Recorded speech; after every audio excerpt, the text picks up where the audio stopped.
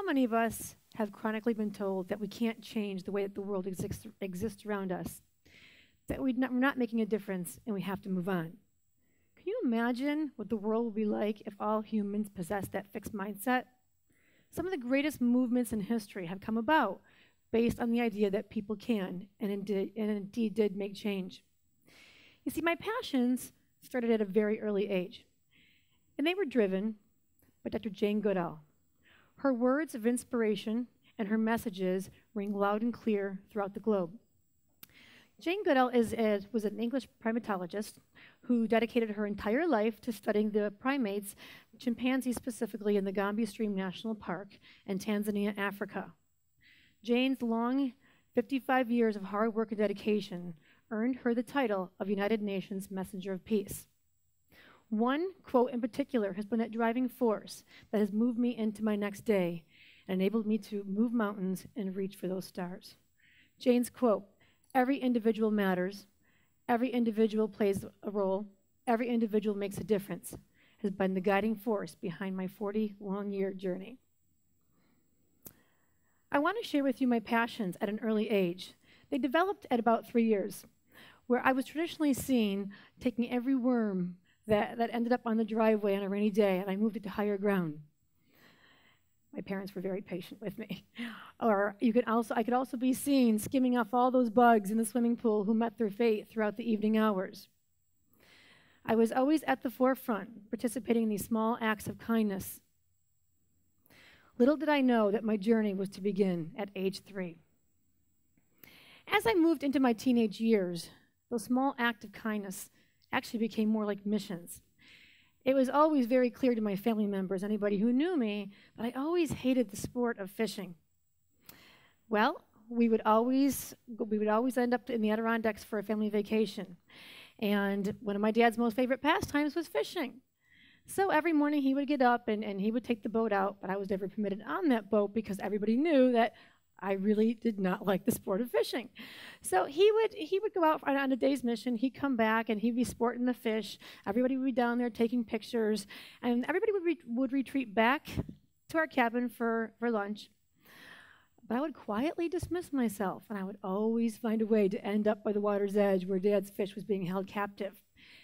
And surprisingly, I'm sure that you all can guess, believing that every animal had to have a chance to live out its life without interruption from humans, I would have released my dad's catch of the day. Now I know that came with a huge repercussion. Dad would be very angry. But this was a huge cycle. It continued year after year after year. And Dad's anger, his animosity toward my small actions of kindness would actually go away as the years progressed, mainly because he loved me, but also because he really started to believe in my mission to make change for animals and the environment in which they lived in. And surprisingly, Dad would become my biggest fan, and he too was modeling those small acts of kindnesses. He too was removing animals to safer ground and taking in all the stray animals that we possibly could. Dad was my biggest fan. Well, as I moved into my adult years, I decided to get more involved with some local issues, and that one in particular that really was a huge driving force behind my early years was the idea that the euthanasia rates in our local shelters were so incredibly high.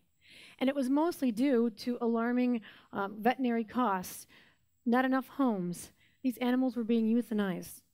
I wanted to make a difference on this local scale here. I really wanted to make a difference here in the lives of these animals. So I went out and I got 2, 3, 4 jobs, and I donated every cent that I made to spaying and neuter the animals that otherwise wouldn't be spayed or neutered. Well, I became very well known in the animal community. Those calls for assistance kept coming in, and I wasn't able to keep up with all these calls. So I decided to branch off a little bit, and I decided to meet up with people in my community, people who shared the same passions and the same interests that I had. Well, through grant writing and through the generosity of the public, I was able to open up Rochester's first high-volume spay-neuter clinic. Habitat for Cats was soon established, where our mission was to relieve the pain and suffering of feral and homeless cats.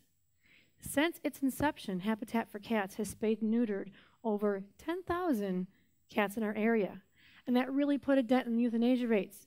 and I was slowly on my way, making a huge change for our local community.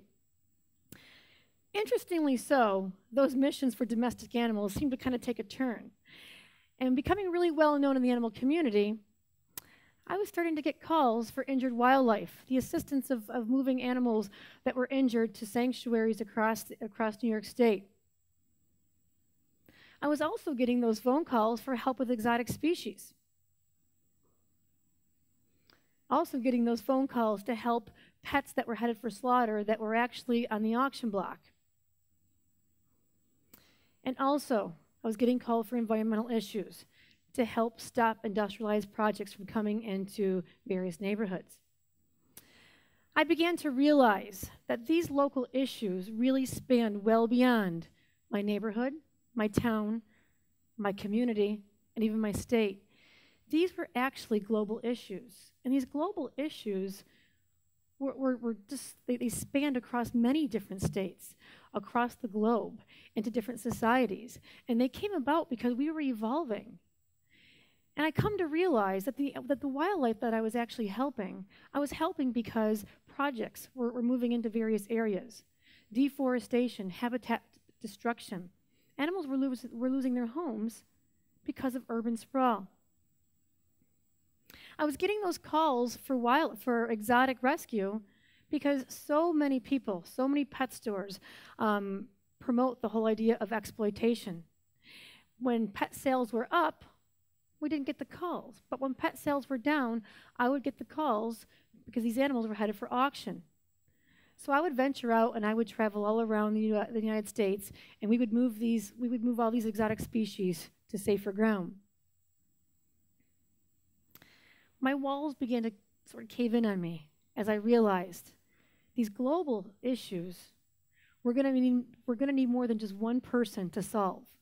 These global issues really required a global mindset. How was I, being one person, how was I going to make a change globally? How was I going to get my message out?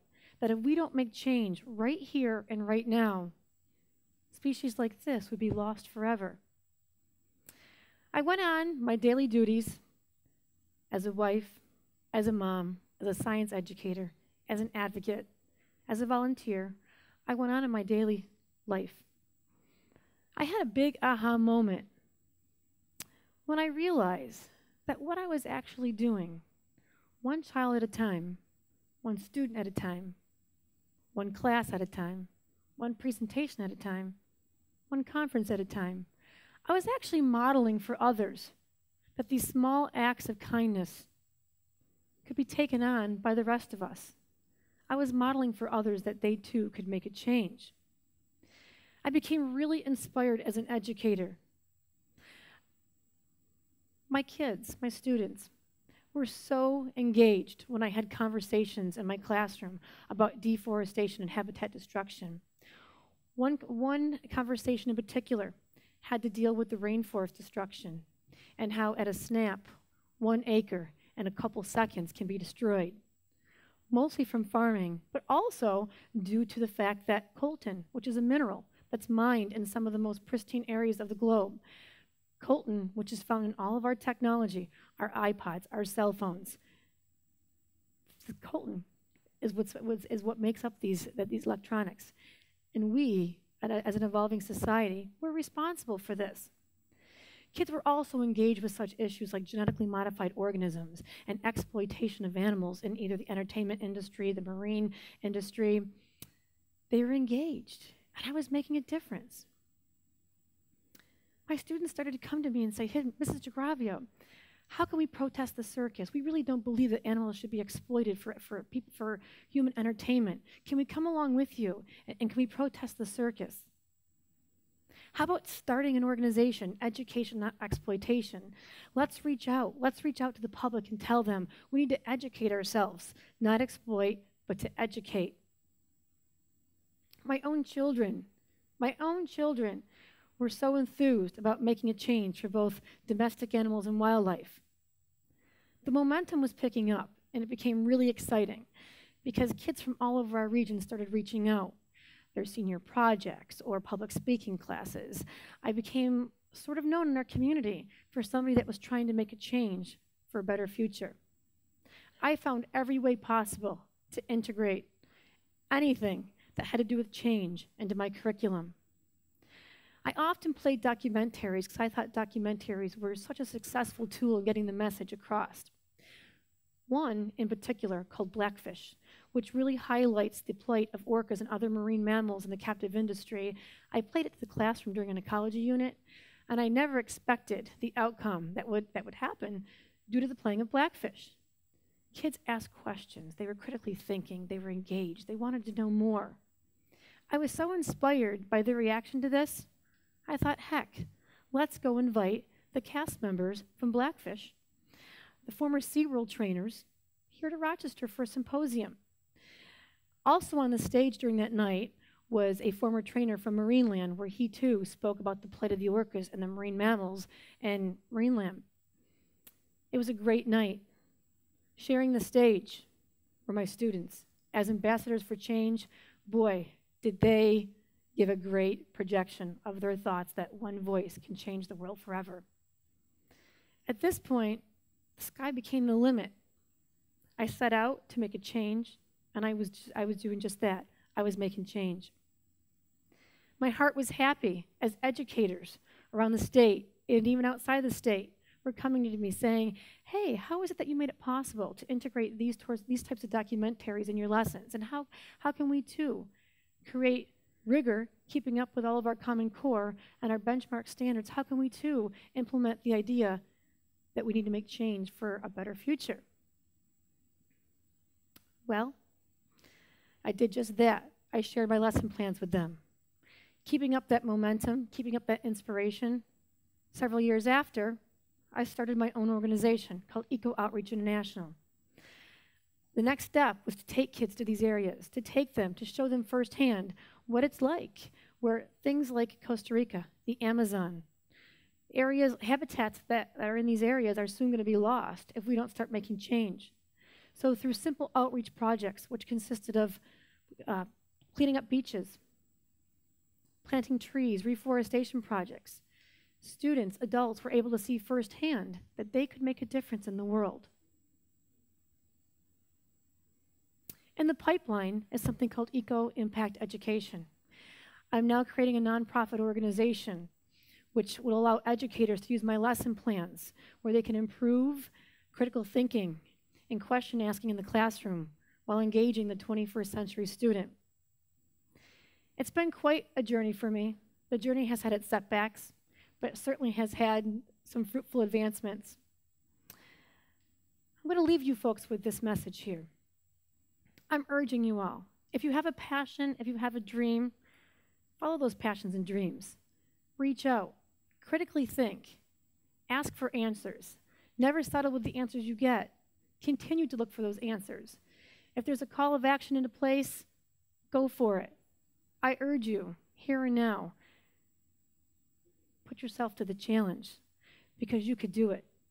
Each of us are these pebbles in the ocean, and together we can make the biggest wave. We truly can. I'd like to dedicate this talk today to all of those folks who work endlessly to make change for the future. And I especially want to dedicate this talk to my dad, who I'm sure would have been proud of me today. Thank you.